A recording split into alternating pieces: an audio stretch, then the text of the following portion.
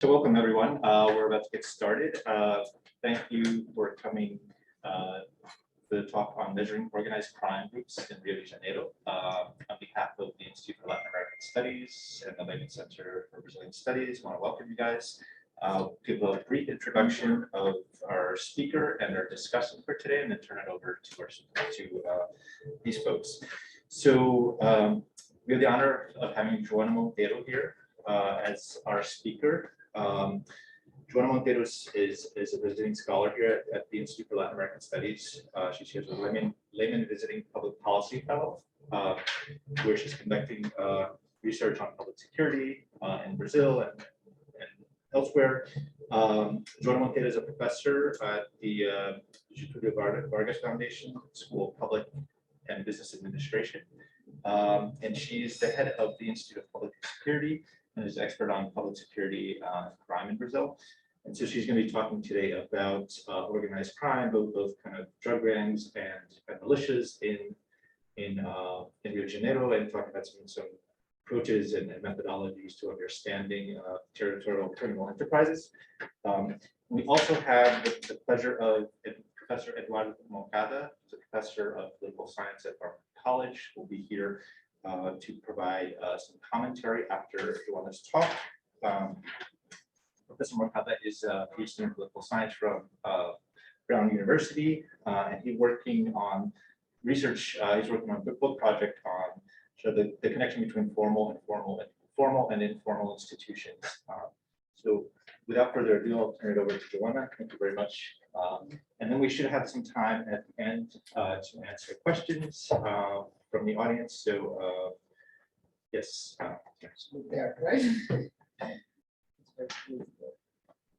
So thank you very much for everyone who is here online and present here in this talk. I'd like to thank you, the Institute of Latin American Studies, for the hospitality and for being and for organizing this event, and Eduardo for his time and availability to comment this our work.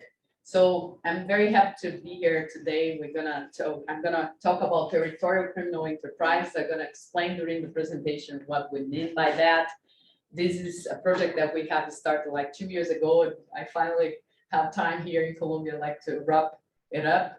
And this is a joint work with Eduardo Fagundes, Mariana Carvalho, and Ramon Chaves. So to start, let me just start marking my time. So our armed criminal groups have driven a substantial proportion of violence that happens in many countries around the world. And actually, it's considered one of the most significant challenge to urban and national security in the 21st century. Citizens in countries such as Brazil, Mexico, Colombia, El Salvador now live in areas in which criminal groups have established subnational criminal governance regimes and dictate a substantial part of our social and economic life. These groups drive a lot of conflicts and homicides in these countries and have consequences that go beyond violence, that impact economic development, and have deeply social consequences. But we still do not know how these groups operate, when and how they control territories, and what types of economic activities they invest on. This is natural because it's a legal activity, legal group, so it's pretty hard to track. So our questions here is to understand under what conditions criminal groups are able to operate listing markets, and why do some groups are able to invest in a diverse portfolio of activities that many times involve listing activities and activities with high entry costs. So to answer that questions, we overcome the lack of data availability of criminal groups, and we're gonna bring new sources of fine-grained data to track how these groups operate. So what I'm gonna present here today is a paper that we have been developing it's divided into 2 parts. First, we have a theory of territorial criminal enterprises that we want to explain how these groups control territory, and it's based on 2 main variables: how they engage with state actors and how they consolidate their power, and particularly how they fight and whether they fight to other groups. So in addition to that, we assemble a novel data set, which is based on a very famous hotline in Rio de Janeiro, which calls Disque Denúncia. And we got like more than 400,000 of these reports to this hotline over 13-year period. And we show, so I'm gonna show to you how we deal with this data, how we extract information from this data and basically like provide some statistics about where these groups are present. Basically, I'm gonna show to you that we can, using a very a very conservative measure, we can say that 42% of neighborhoods in Rio de Janeiro metropolitan area has at least one group present in some portion of this territory. And we're gonna test our theory to show how criminal consolidation explains violence and business diversification. And then I'm gonna end up discussing some strategies and some like how to think about how to curb on these groups. So let me give you, I'm gonna give you a little bit description about these groups in Rio, then I'm gonna explain the conceptual framework, explain how you measure these groups, some results, and then the policy implications. So Rio de Janeiro is quite famous for its violence. It's a city marked by a very segregated urban space. We have like, in the city of Rio alone, we have like almost a little bit more than 20% of the population lives in favela that are very crowded and poor areas that live a lot of people and are marked by the presence of these groups. And Rio is also marked to have also a scenario of huge disputes among groups. And the city is famous for shootings that sometimes occurs in a very random fashion. And this is some measure that we can track from this denuncia to if you have an idea. On average here over the years, these are data from 2003 up to 2021. On average, we have like at least 200 days per year that we have one territory in the city at least under a gunfight. What does that mean? Like someone called to this denuncia to say that they are under there was a gunfight between drug gangs in Rio de Janeiro. So these are, so which groups are that? First, we have the drug factions. Typically, we have three drug factions, Comando Vermelho, Terceiro Comando, Puro and Ada, Amigos dos Amigos. The first and the biggest one was Comando Vermelho. It's a prison gang. From inside prisons, they use violence to establish order inside the prisons and in favelas. Favelas they are mostly located in favelas where they use as a point sale for cocaine and also as a place to hide from the police. And what happens that in the 90s, like the two groups, the Terceiro Comando and Other appeared as a spin-off from the other groups. And then we started to have a scenario of a lot of turf wars, which are a result of the disputes for territories between these groups. And the police typically react to that. Police is present. We have a huge police force, a very militarized police force. So when you have or conflicts between the groups or conflicts with the police, we have a scenario that resembles like mini wars in the city. And important thing to emphasize here is that as this picture shows, these groups are led by young men that were born and raised in favelas. They seldom leave these places and they typically die young and they expect they're gonna die young, okay? Not more than 30 years old.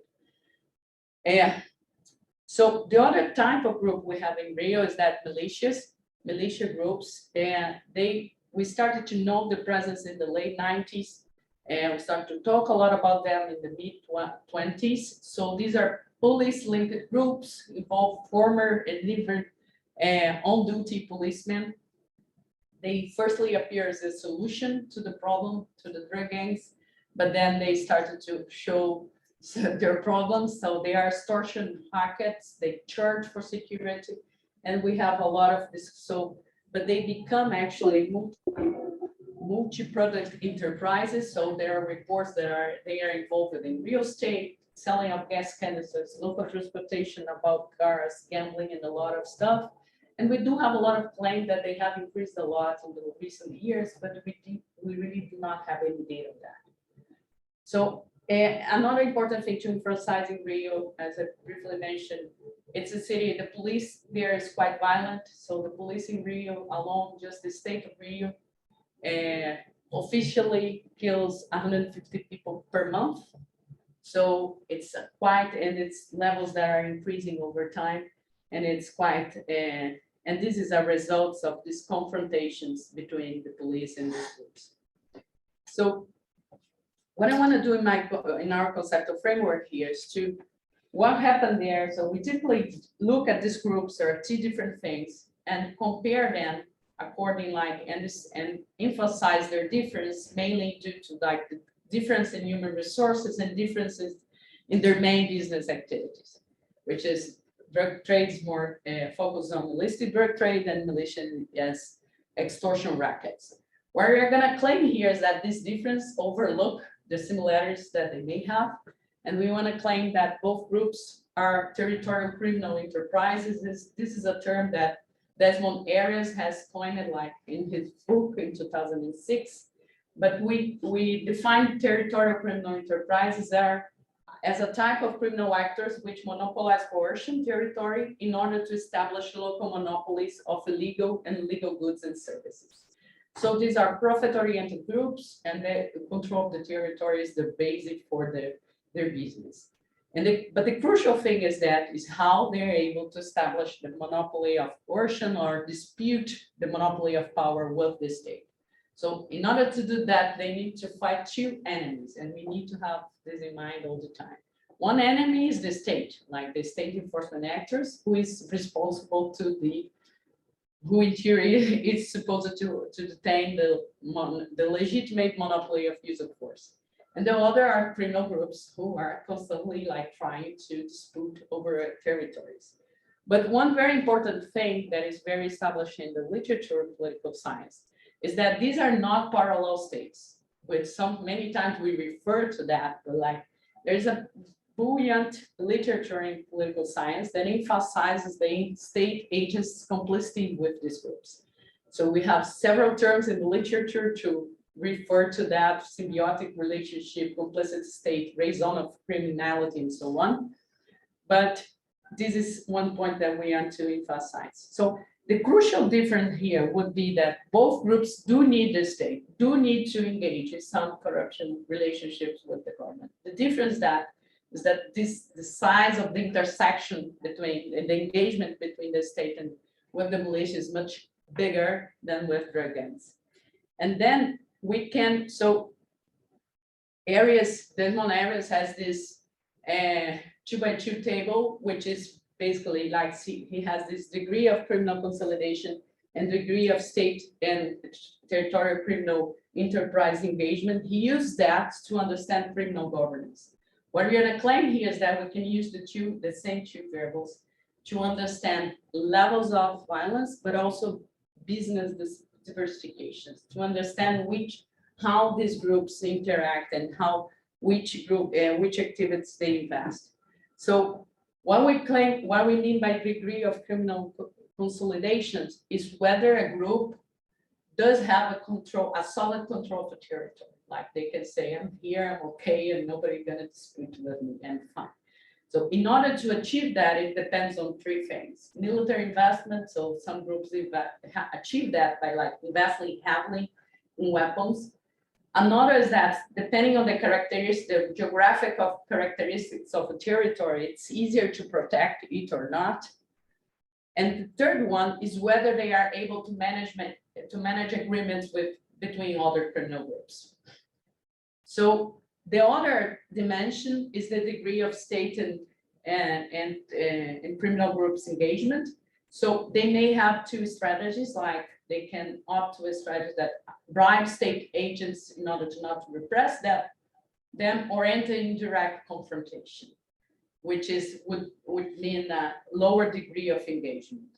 But in practice, we know that this is very blurred. So it's not that you have one other option. In practice, sometimes you grab some agents, others do not. And all these equilibriums are quite unstable. And actually this leads to, we can have different scenarios with these relationships, which are quite unstable. And in practice, you can have the same favela that over time they move from different quadrants here. And even, but you also can have favelas that are more stable, less stable than this. But what we want to emphasize is that in the scenario that we have low criminal consolidation and low state and criminal groups engagements, we're gonna have high levels of conflict, high military investment. So these are the areas that we see gangs with carrying heavily weaponry and really like protecting the territory. And in these places, they divert so much effort in trying to protect the territory that they can only invest in activities that provide a lot of cash, such as illicit drug trade and robberies, and even robberies. So if you are able to consolidate its territory, you can decrease low levels, you can decrease conflict, and even like you can refrain to have a so overt protection of the territory, and even move to explore like more activities. But when you really get to a complete different scenario, when you go to this quadrant 3, when you have like, we're able to manage that the state will not repress you, and even the other groups will believe that you are strong enough in order not to contest you. In that case, you're gonna have low levels of conflicts, low military investment, and also so you can have devote resource to create a multi-product enterprise and create and even investing activities that require long-term returns, such as real estate, construction, and so on.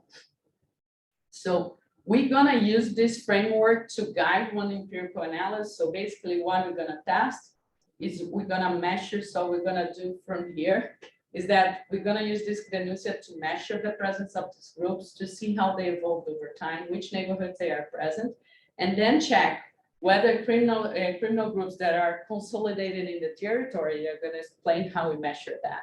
So in areas where we have more consolidation, we have less violence, and the other and areas, and also whether in areas when you have more consolidation, you have more diversification. So how do we measure criminal groups? So what we're gonna hear, so in the recent years, a lot of studies have appeared trying to measure organized crime in different parts of the world. And basically, like they rely on crime reports, police intelligence, newspaper, Google News. And what we're gonna do here is we're gonna rely on a hotline. Why we can do that? Because this denuncia is a very well-established hotline in Rio de Janeiro. On the back of this bus, we have the number of the hotline. So it was created in '95. It's run by an NGO. Actually, the founder of this hotline died last week or last Friday at the age of 73. Since then, he was the director of this denuncia. So these are voluntary and anonymous reports. People pretty much call this denuncia to report several stuff, and especially gunfights, the presence of groups, and so on. So we got from this, so this denuncia is the only database, the unique database in Rio de Janeiro that we can track historical data about the presence of these groups. It started in 2003. They have the database since 2003. We start to look at it in 2008, because before that, militia names were not very well used. So we are more confident to measure that since 2008. So the problem to use this, the challenge to use this denuncia to measure group presence are threefold. First, we don't want to track just a report that says, oh, there is a drug dealer here, there is a militiano in this bar. We want to really measure whether groups that exert territorial control. So we want to measure groups that are carrying weapons around. They're really using the territory to explore activities. So we did that by like reading the reports of this denuncia, really like tracking not only reports that mention the group, but mention they are exerting activities of overt territorial control, and they're exploring economic activities. In addition to that, and this I heard all the time when I talk to that with prosecutors and policemen, they say one report is not enough. to indicate that you have a presence of group. And it's totally true. But the idea is that a group of reports, there are similar in content and location, they together are a good evidence that the presence of the group. So the crucial thing here is like how to aggregate this, how to like filter the report and how to aggregate them to measure group presence. And third, it's very important to bear in mind that Disque Denúncia is a hotline that people call when they have a problem. So if you have a group that gets quiet over time, people will naturally stop calling. So if you want to measure presence over time, you may have the challenge that it's easier to detect for the first time, but then it's hard to maintain the information. So what we did is that we used a lesser, so we were very strict to define for the first time the group was there, and less strict to maintain the group in the territory over time. So, so what we did, so just a summary, so I don't want to extend much here to have time for comments and questions. So we got 1.4 million reports from the database with filter by mentions of militia and drug gang names. It's 440,000 reports. Then we use a classification of group practice that I'm going to explain a bit. And then we use, we aggregate these reports in order to say whether they are present, and then we aggregate by neighborhoods. And it's important, I will not give you the details, but we did this, like, we really spent 1.5 years doing that, like, from like going back and forth, like, but we hand coded like 3,000 reports, like, to really make sure that our algorithm was okay. We compare our results from work, from other official data and data collected by a famous anthropologist, Alba Zaluar, a famous anthropologist in Brazil, but in order to really check whether our mapping is okay. But for you to have an idea what we're doing here, so we have 2 dimensions that want to track territorial control and exploitation of economic activities. So we want to track reports that mention armed circulation, roadblocks, or violence.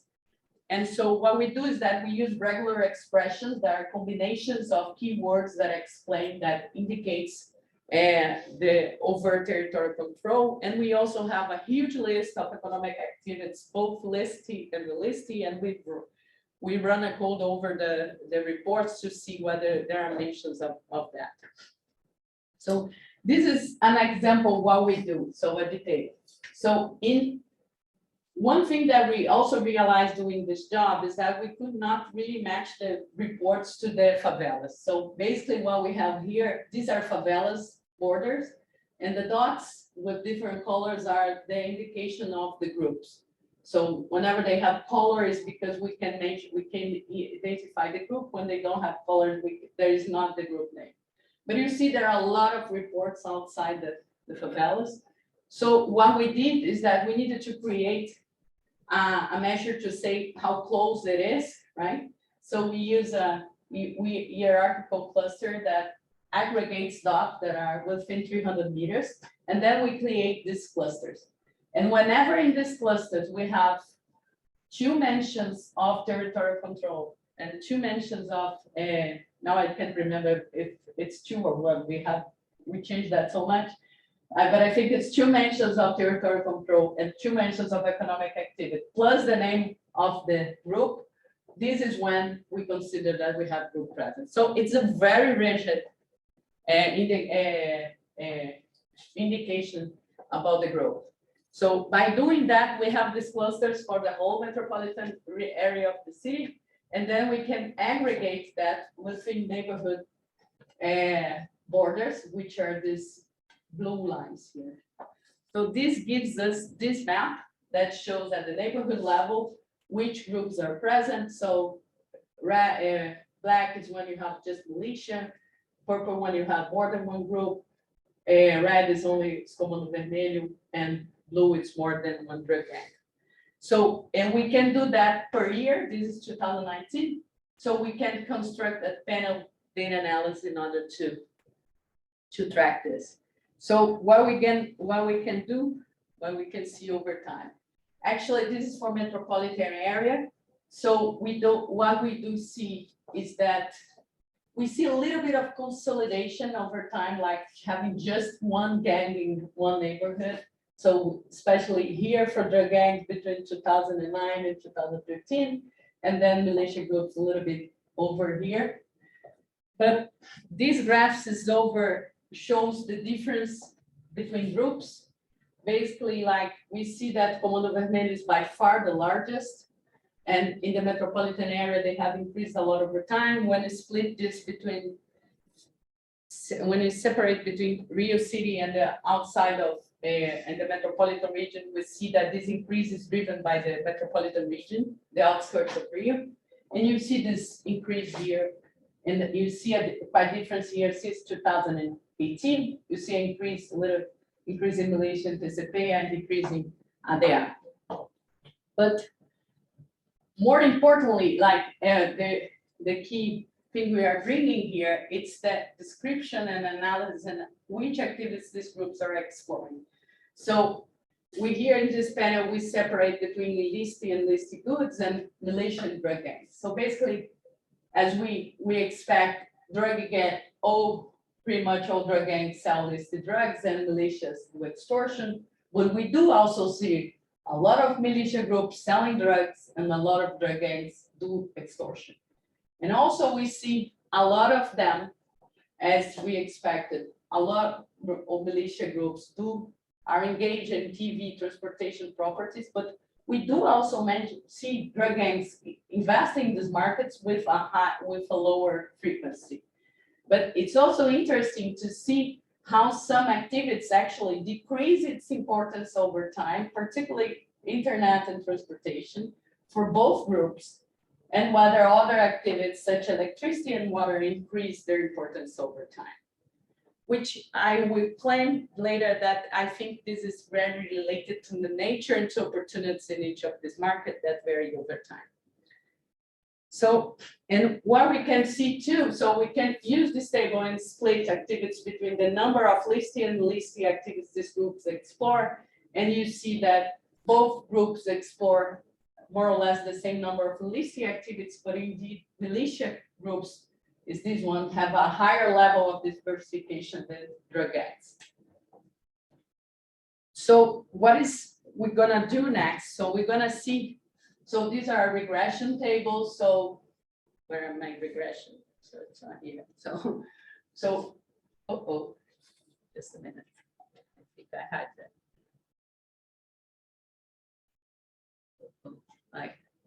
I erased the slide by accident.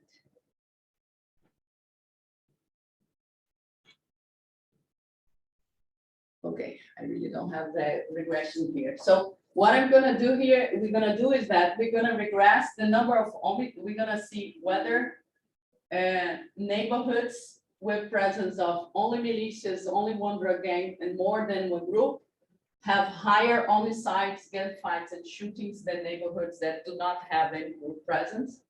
And basically, like we find that the number of homicides, an additional group in each neighborhood increases is associated with 10% more homicides, 81% more gunfights, and 90% more of shootings.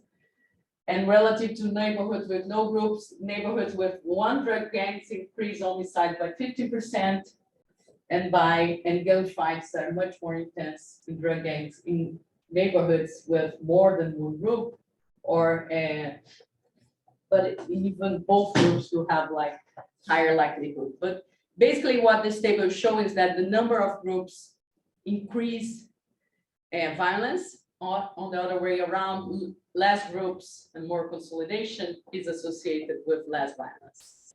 So, and another thing that we want to test is whether so this is a different exercise, but we want to see whether whether consolidation is associated with diversification. So what we did is that we have a regression at the favela level.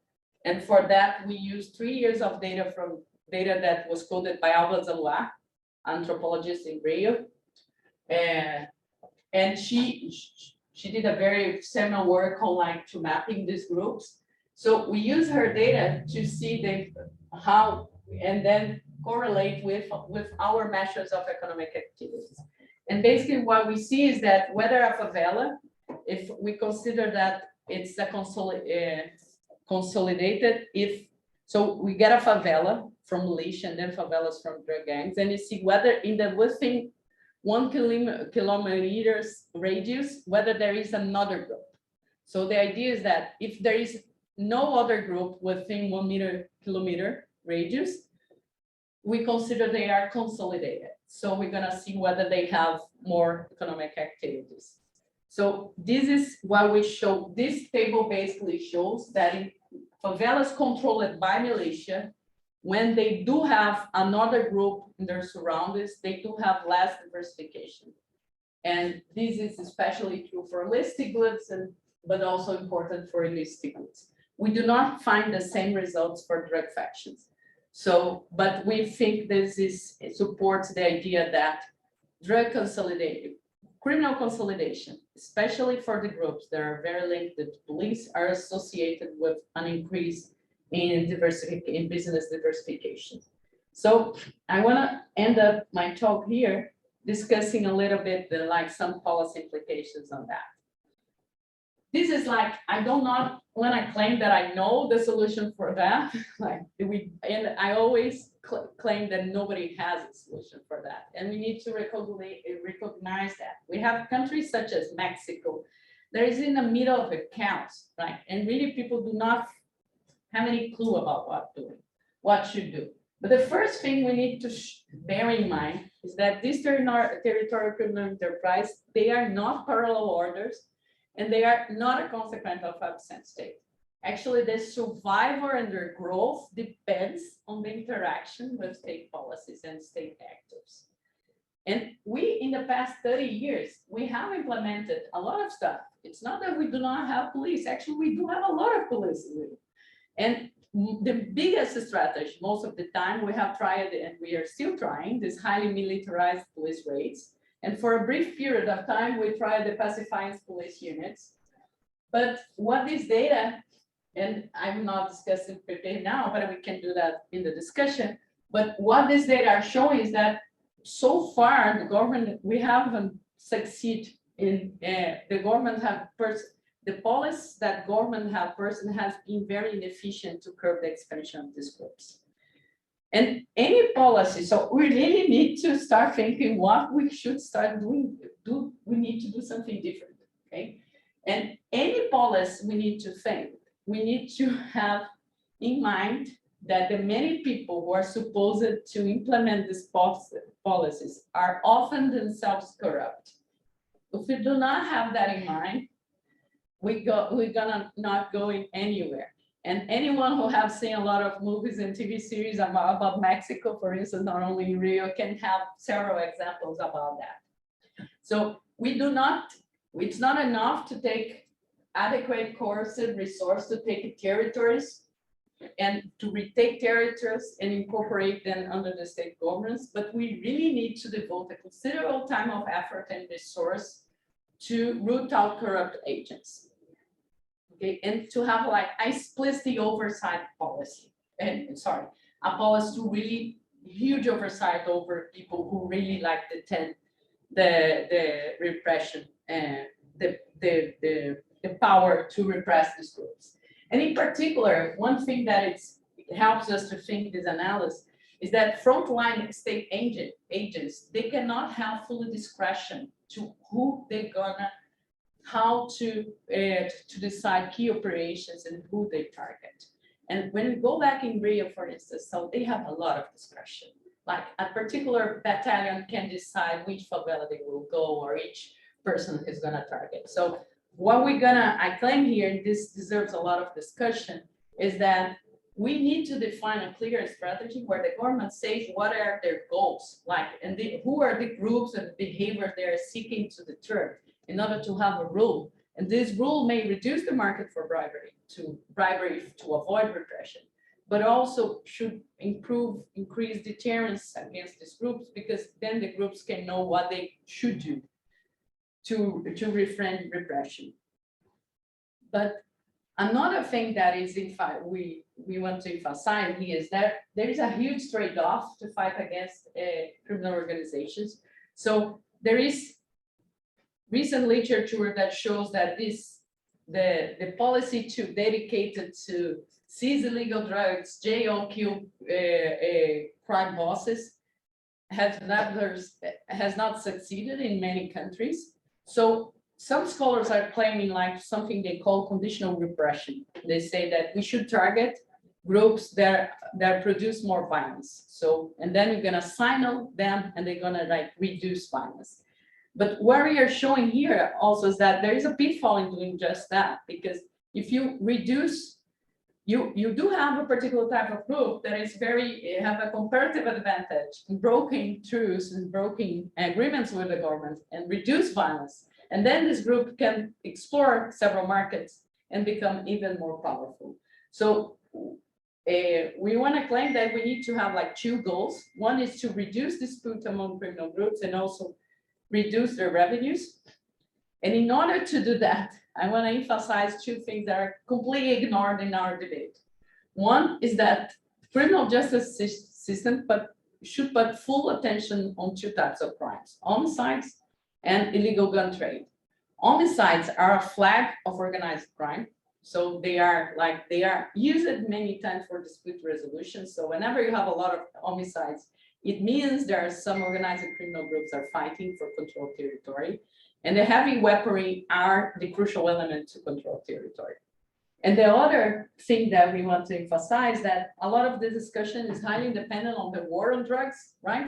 How drugs are terrible for the world and important for the business. What we're gonna show here is that they are not heavily dependent anymore on illicit drug trade. So they really need to, and they're gonna explore if they are able like to establish a control territory, they're gonna explore any market that depends on local presence and that have a limited supply. So I think one of the things we should start to think about it is how to improve suppliers, the number of suppliers in these areas, like to increase competition to these groups. And then I want to emphasize one activity that the only one that we see a reduction, the biggest reduction over time is transportation. So these transportations is like the vans and like the motoboys. So the number of neighborhoods with presence of these groups that mentioned they were exploring this activity decreased a lot over time to 2016 and then went up a little bit. And this, we need to explore this further, but this matches to the period that we have a huge expansion in the local transportation in Rio and promoted by the municipal government. So this really points out the idea that if you increase competition against these groups, into the market that these groups are exploring, it's to reframe their interests and their revenues they can get from this. So I'm gonna finish. So to wrap up, we provide evidence that the levels of territorial domination of criminal groups in the city of Rio have not changed much over time. In the last 13 years, we also document that militia groups and drug factions are multi-product enterprises. And we claim that we need to move to approach that we need to this is so hard.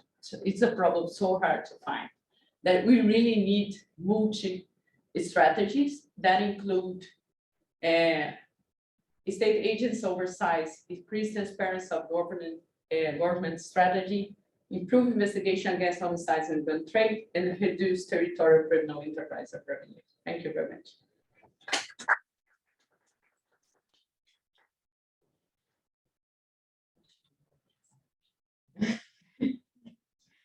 I think that can I?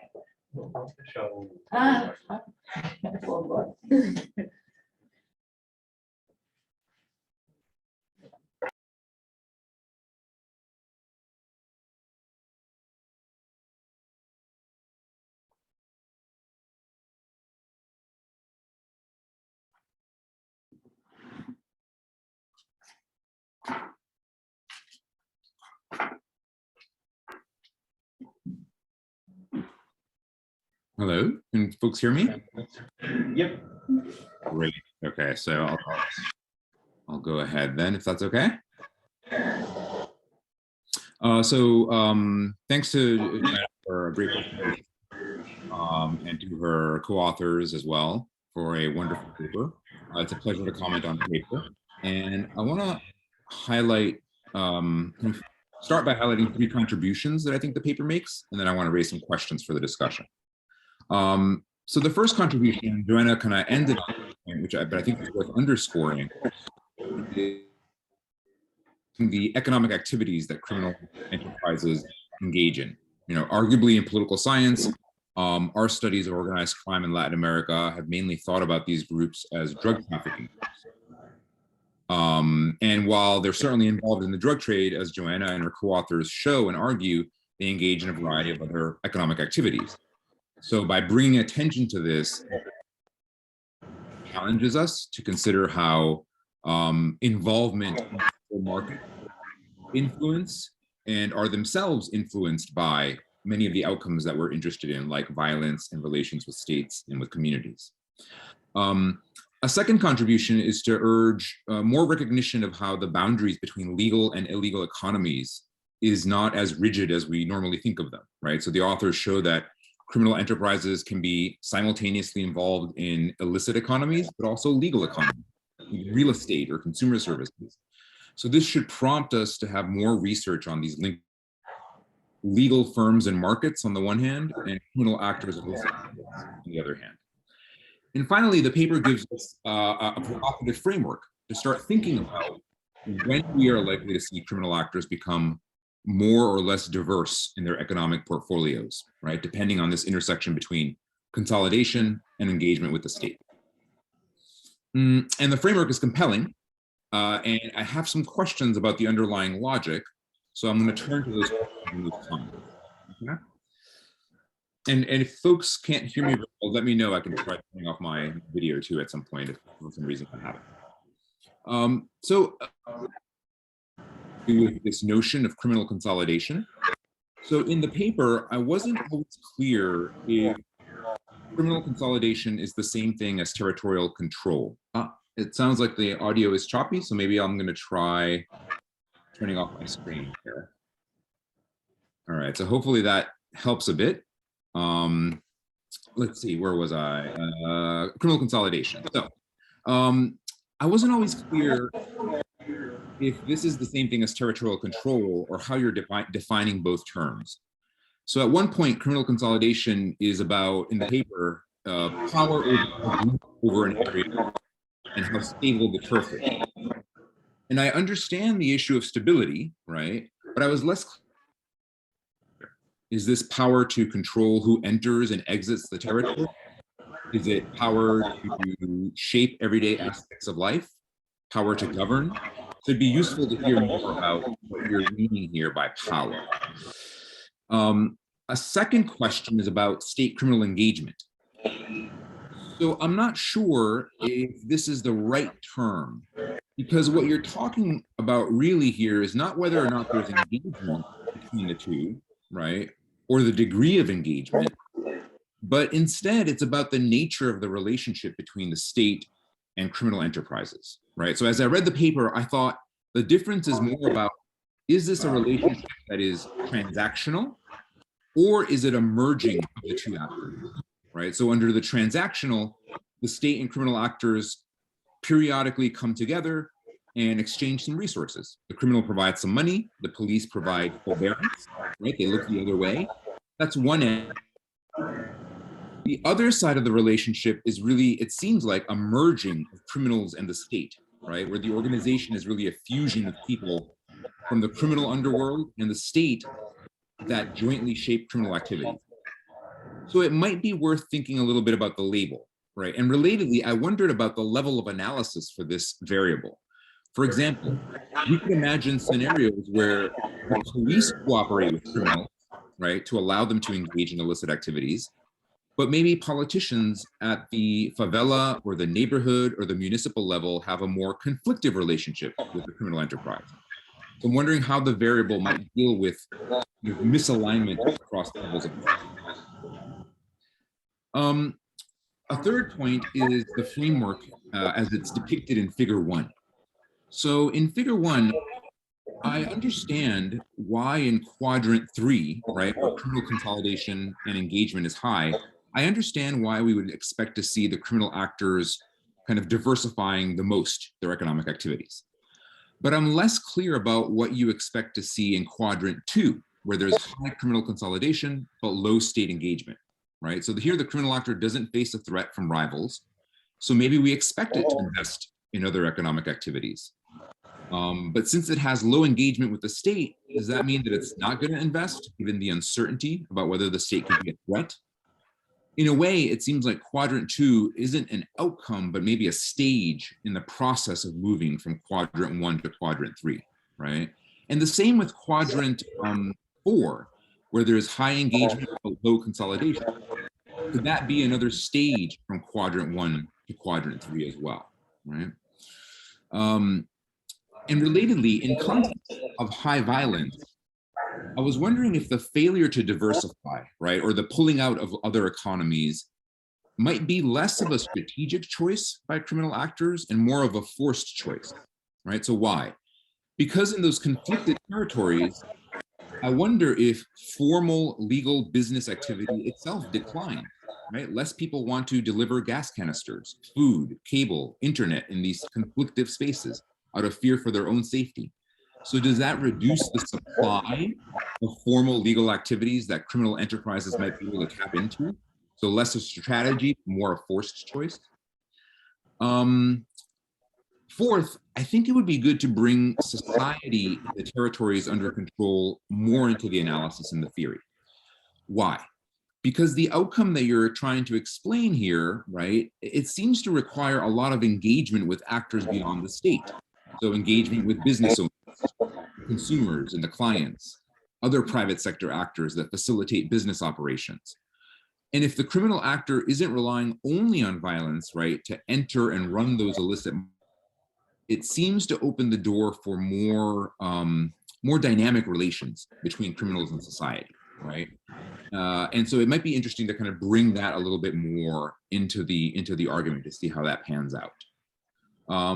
Particularly given something that Joanna mentioned that I thought was really interesting in the talk about how, for the gangs at least, there are very strong social ties between the young men who are part of these gangs and the communities in which they're operating, right? And I don't know, but it seems like that's different from the militias, perhaps. So I'm wondering if that might have some implications for their willingness or their ability to engage in other economic activities. And two more points. The fifth point is I wanted to hear more about how exactly we should think about criminal enterprises controlling illicit, illegal economic activity, right? So are they the owners of the business?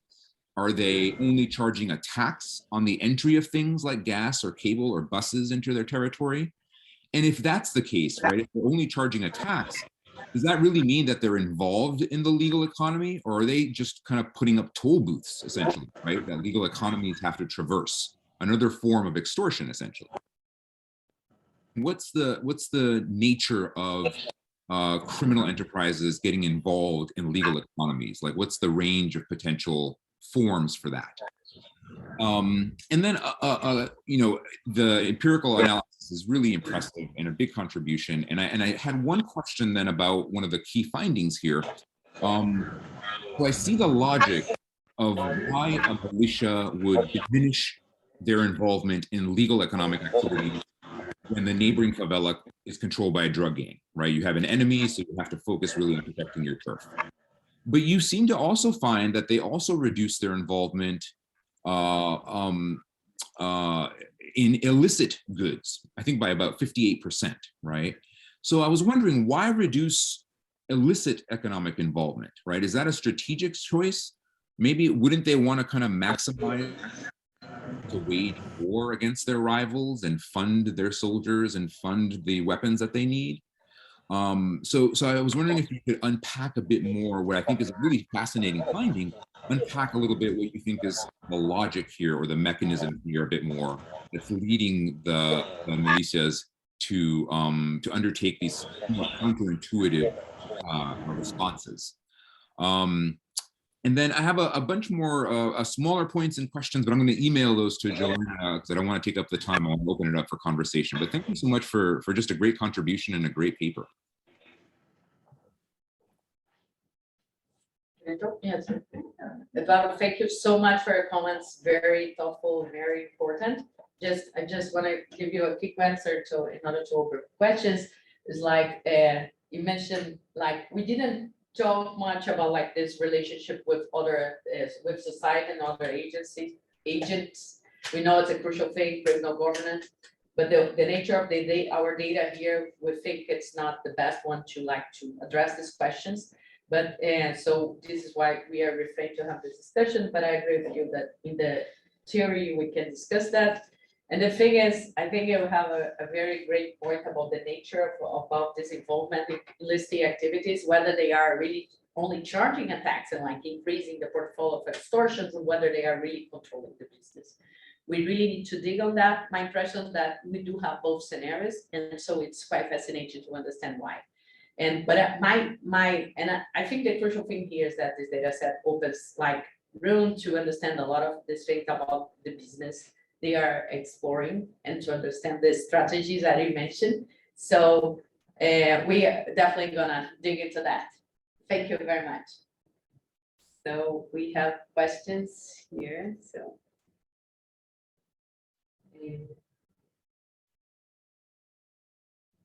I think we have one question. we have José Shakeman.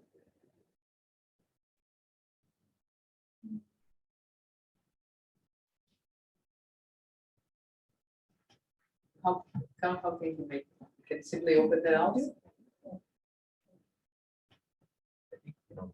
You can allow to talk. How to say that? Hello. Oh, sorry. Hi. Hi, thank you, Joanna, for unmuting me. So first of all, I want to thank you. It was a really good talk, and I learned a lot.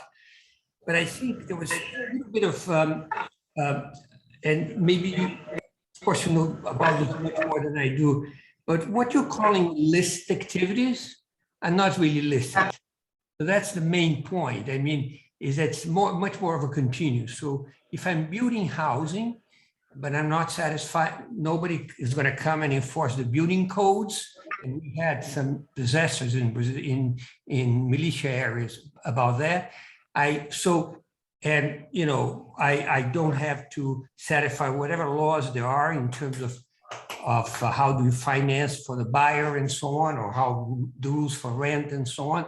So in a sense, it's a continuum. In one sense, they exploit the fact that the state makes it illegal to trade certain drugs. On the other hand, they say the state makes it legal to build, but according to certain rules, sometimes in the case of Brazil, very exaggerated. So we know, for instance, that if you want to build housing in certain areas in Rio, the law says you have to build schooling. The militia is not going to build schooling. So that's the big difference. By the way, São Paulo has the same problem in the periferia, that people build houses and completely off standards. And so I think this distinction, it's important to know. I think it's really important to think about this expansion. The same thing, internet service. They don't provide internet service to anyone. What they do is that they take the line from the internet company and plug them, and nobody's going to go there. You know, nobody's going to send an agent to tell them, you know, you can't do that, and then say, look, you can't buy your thing directly. You have to buy from us because we have the line. So I think that truly legal services, they're not very good at any of those legal services. That's the point. You know, they're not really good. If they had to obey the laws, they couldn't do it. But it's very easy. They steal inputs or transportation. And transportation was a very interesting question that you raised, how they went down and up. Again, they're very inefficient in what they do. But, you know, then sometimes they hold monopoly by force. They say nobody, if you're going to leave the favela, you have to take, or you're going to leave this area, you have to take our transportation. And the question is, why did that change for a while? It's an interesting one. Thank you. No, I agree. Like this is, I was not clear in that distinction. What are we gonna claim here is that what we call listed goods, and of course, the way they are trading, doing the job are through illicit activities. But they are selling like the sign of the TV, internet, but the nature of the good or the service who is being traded is legal. This is what I'm trying to say here. So internet, real estate, like beauties, everything, it's a good, there is legal good. But in the other, I understand that difference, but the way internet works is that there is a concession the state sells for people to sell internet service. It's the same all over the world. It's not different in Brazil than here. And they come in and they say, look, I'm going to use your services, but you're not going to be able to collect. The same thing happens with water, right? Yes. It's not that they produce any water and deliver water to people. They steal water from, in the case of Rio, a state company, and give it to the other people. And there's, SEDAI, which is a company in Rio, is never going to send somebody there and say, pay me for the water that you're consuming. So yes, what the difference we want to emphasize here is that I think we should put a lot of more thought on that, but I would say that the strategies to fight groups who are dealing with listed goods are completely different, as you said, with effective, like strategies, for instance, like to fight listed drug trade. So this is like, I think the strategies are different, and also like to identify in terms of persecution, like even to identify the listed may be much more challenging. For instance, when a criminal group like something that do not take place in favelas, but for instance, gas stations, right? Some of them are completely illegal, other they are legal, but it's much harder to track and to prove because it's a business that it can like the nature of the business is illegal. It's a service and the trade of a good that is allowed by law. So this is what. But I think we're gonna put more. We're gonna think on that with more detail, and I think this relates to Eduardo's comment about like what is exactly this strategy and how they are getting to these markets, like whether they are simply like extortion, whether they are diverting the service and like getting all the revenue, or whether they are really like entering the market, like running the business. But this is, we deserve more time to. okay, thank you. Thank you. Elena? Between the strategies to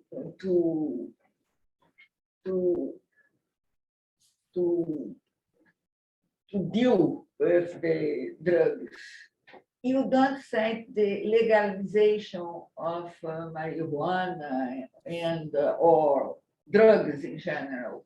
Why don't you think that it could be a strategy? I think it is. I think it's in the paper we write that. I think any illicit go typically like drives more profit because it's illegal nature, so it's much more profitable than others. But I simply did not emphasize that because I think all the discussion, the policy discussions on that. And what I want to emphasize is I think we definitely like should legalize marijuana, and especially not only legalize marijuana trade, but also like to limit, to define, we do not define in Brazil, what is the amount of drugs you can carry that is considered traffic or consumption. And of course, this drives more revenues to these groups.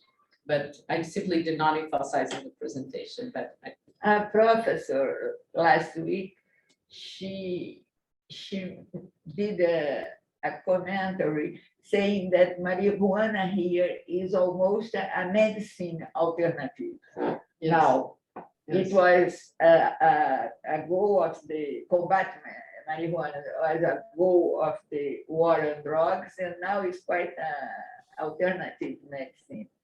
Yes, no, I think with them, should, but see, it's important to bear in mind too, like cocaine profits are, we don't have like numbers for that, figures for that, but probably like cocaine trade in Brazil is quite important, and nobody's gonna discuss liberalization of cocaine. Yeah. So even, of course, we should move toward like legalization of marijuana, at least for medical purposes, but I would my guess is this will not be gonna be like a huge change in the revenue. No, I like, but it's totally like, I do not have like numbers for that, so this is totally my impression. Even here, the sort of decriminalization, legalization of marijuana hasn't necessarily gotten rid of a black market for marijuana. Yes. Because there's still a market and, different price points. Yes. But in any case, what I think we need to start doing when we think about this group, so one of the key things we want to claim in this paper is that we really need to think about like the markets they're exploring, the revenues, and like how to, in really like in economic perspective, and thinking out like how to decrease revenues and really under the lens of like industrial organization, because this is something we clearly are not doing. When we talk about money in Brazil, like the crucial thing, like this phrase like follow the money, people are typically talking about like money laundering, like they have already explored the business, and then how you should refrain people from like allowing them to laundering the money. But this is after, right? This is also a reaction. The thing, what I'm claiming here is that we should start thinking about how to reduce the portfolio and the revenues. thank you.